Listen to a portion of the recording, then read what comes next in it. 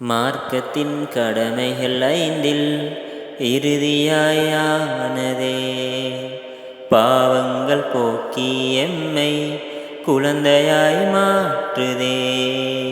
தியாகம் ஓங்கும் புனித நாளே, புனித ஹஜ்ஜின் இனிய நாளே, உன்னை புகழ் பாடவே எம் மனங்கள் மகிழ்கிறதே. இப்ராஹிம் நபி மூலம் இறையோனின் பேரருள், ஈமானை சீர் செய்யும் ரஹ்மானின் ஓரருள்.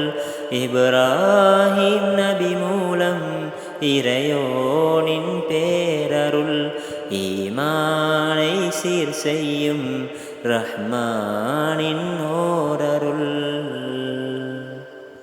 இந்நாளின் அமல்கள் அனைத்தும் இறைவன் திருப்தி நாடியே செய்திட,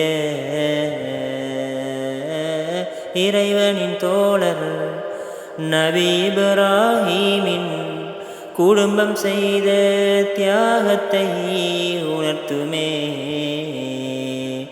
இறைவன் மீது கொண்ட நேசம், அவனுக்காக செய்த தியாகம், ஜெயம் கண்டார்களே மறையோன் வகுத்தானே.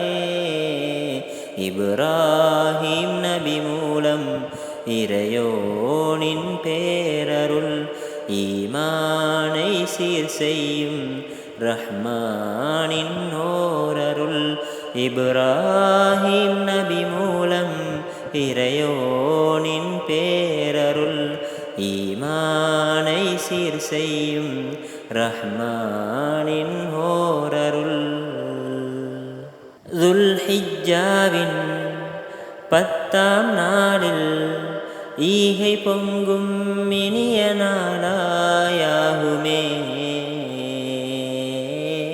இறைவனுக்காக குர்பானி கொடுத்து பாவம் களையும் இனிய நாளாயாகுமே.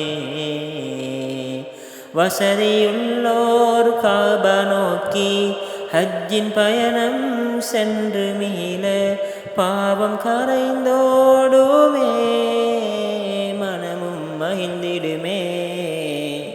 இப்ராஹிம் நபி மூலம் இறையோனின் பேரருள், ஈமானை சீர் செய்யும் ரஹ்மானின் ஓரருள். இப்ராஹிம் நபி மூலம் இறையோனின் பேரருள், ஈமானை சீர் செய்யும் ரஹ்மானின் ஓரருள். மார்க்கத்தின் கடமைகள் 5இல் இறுதியாயானதே, பாவங்கள் போக்கி எம்மை குழந்தையாய் மாற்றுதே. தியாகம் ஓங்கும் புனித நாளே, புனித ஹஜ்ஜின் இனிய நாளே, உன்னை புகழ் பாடவே எம் மனங்கள் மகிழ்கிறதே.